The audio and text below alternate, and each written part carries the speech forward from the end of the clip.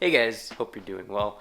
So for the past few weeks, I've basically been stockpiling parts for the Fusion, and it's about time I stop and actually get to installing some of these and giving you guys the game plan for the rest. So right off the bat, got a good handful here, but I think I'm gonna start off with this one, which should be some new side skirts. So I'm wanting to do the side skirts similar to how I did the front lip, in which I initially go the more cost-effective, budget-friendly route, feel it out, see how I like it, and then from there upgrade to whatever it is I end up deciding on that's more reputable, usually something that's more exclusive to the Fusion. This is basically gonna give me a good feel of having the side skirt without actually, spending a couple $100. Like this one wasn't very expensive.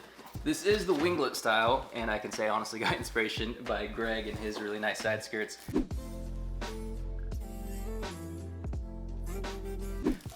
Except these are basically just, not as expensive nor as fancy. So this right here is the Winglet piece. Should have two of those. Here's the other side. Then I imagine two center section pieces, and then two pieces for closer to the front end. It comes with some hardware and brackets, so it should be a pretty casual install. Oops. But nonetheless, I was pretty intrigued by the idea of a three-piece side skirt because the splitter was three pieces and it actually came out really well. And you can kind of see the length is actually pretty close to being a nice flush fit. Again, this is more just kind of like to feel it out, see how I like it, and I'll probably end up going with another one later down the road because this one was only like $70, so pretty inexpensive. It has a pretty nice finish and it has a really nice pronounced wing, which I'm definitely liking. And I'd been wanting side skirts for a while, especially on this car. And these actually go hand in hand with what's in our next box. So in this box, we have some underglow, which is also something I've been wanting to put on this car for a while. Because, got the halos, got the footwell lights. I think some underglow would go really well. Then maybe a little further down the road, some grill lights. And there's two companies that I swear by, and that's Govee and Opt7. And this is a Govee kit because I do have the Govee footwell lights, so I think it'll be more beneficial to have the same kit inside and outside. And this is the RGB-IC kit. So basically similar to the footwell lights I installed for my sister's car, where you can have multiple colors on the same LED strip. So here's the box right here. It looks pretty good. So you obviously have your zip ties because you're gonna need them to mount them to things. Little card, user manual. You have your module that connects to all your LEDs. You can kind of piggyback the install methods and have the hardware for the side skirts kind of complement the hardware for the underglow. It does come with this remote for easy control. I think this is just so that if you have like a certain light that you want to set it to, you can turn it on just from a keychain rather than having to go through your phone. Because I did get this with the Bluetooth controls because, as you guys know, I love controlling things from my phone, especially lights on the car. So definitely wanted to go for that. But I mean, I can't really show you too much about this until it's actually installed. But the game plan is to install the side skirts and then kind of piggyback this install after that and kind of have these side skirts actually support these pieces. And I definitely think some underglow with the halos will definitely make for some really nice thumbnails. So that just makes my job a lot easier.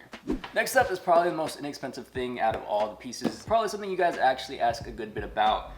Because if you guys remember, I actually tend to remove my antenna, which is just a little twist off, sometimes for thumbnails. And a surprising amount of you guys ask if it's a shark fin antenna and where did I get it. But no, it's literally just the antenna twisted off and just left like that.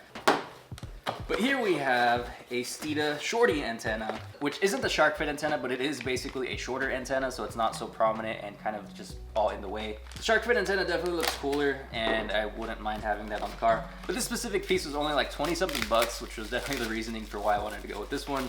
And I mean, it's gonna make the antenna look a lot smaller. So we'll go ahead and get to installing this because this will probably be the easiest install I've ever done on this car. So this is a stock antenna, and you can literally just twist it off just like that. Well, it takes a second. And then you take the new shorty antenna and you basically just twist it in. It comes with that little screw in there, so you basically just kind of put it in position and give it a few good twists until it's nice and tight. And there you go, new antenna. Now this piece I had already opened up but never actually got to installing it. And you might be wondering what it is. It's literally just a carbon fiber trim cover. Because as you guys know, I have custom painted interior trim. It's color matched to the car. But the trimmer on the gauge cluster actually never made it to paint. It got lost in the garage, and I mean, it happens. But that piece was still painted in that gloss white that I initially painted it in. But I kind of wanted to upgrade the look. And so I had actually seen a few sets of full carbon fiber interior trim. And I was actually debating getting that, but as you guys know, I went with the color match route. But nonetheless, I was able to find this specific piece by itself, so this will be a nice little upgrade. I don't think this is real carbon fiber. It doesn't really feel like it. but nonetheless, it's at least looking like it, which is good enough for me. It just sticks on with double-sided tape, but I think what I'm probably gonna do is I think I'm gonna remove the white paint from the gauge cluster trim and kind of just clean it up so it's that silver color again. So this piece basically just goes right there. So I do think I want to kind of get rid of this white paint, just have it be that silver so it kind of blends a little easier. But that's basically the general gist. I think it'll go really nice with the little flakes in the metallic of the white and then just having that carbon fiber to kind of balance it out. Now lastly, we have something for the Camaro. And I can honestly say I've been wanting this thing for ages, it feels like. So whenever I owned the Camaro, the Z28 had not come out yet. I got the car in 2014 and the Z28 came out in 2015. But nonetheless, a lot of the parts specific to the Z28 were basically for the facelifted Camaros and a little bit more expensive. But thankfully, time passed, it got relatively inexpensive. There were more companies making this specific part. So I finally got it and I'm actually really pumped about it. And you can kind of tell it's a pretty big deal whenever there's both tape and staples to hold the packages together. So in here we have the Z28 style spoiler with the wicker bill extension. And obviously, as you guys know, we're decking out the Camaro as well. And okay, that's everything in the box. So we have even more packaging, so give me a sec. Got some hardware, which obviously saves the day because you don't have to worry about what you're losing and what you're actually trying to put together. So here we have the new spoiler. So the Z28 style basically has like that little kind of like lift right there. This lift right here is pretty drawing to the eye, and then it has this nice little flip right here that is more like a duckbill. You do have these little holes that are where the hardware goes in for the wicker bill extension. This wicker bill is in this nice gloss black finish, and this basically just attaches to the rear end of the spoiler.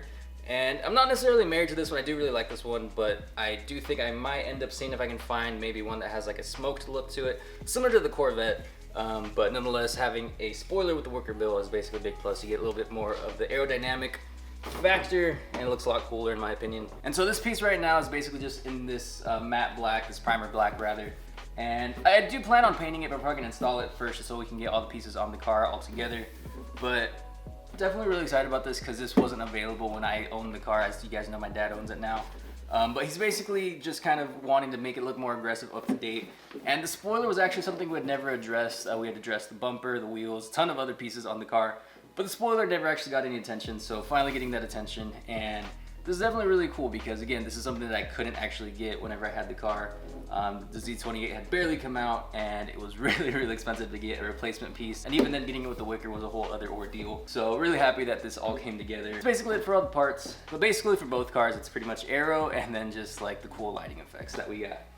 So pretty excited about it, and it should be pretty fun installs here on out. But that's gonna do it for this video, guys. Thank you so much for watching. Should be installing the spoiler here maybe in the next few days, so be on the lookout for that video. Hope you have a happy Thanksgiving, and if you're not celebrating Thanksgiving, hope you have a great rest of your week, and I will see you in the next one.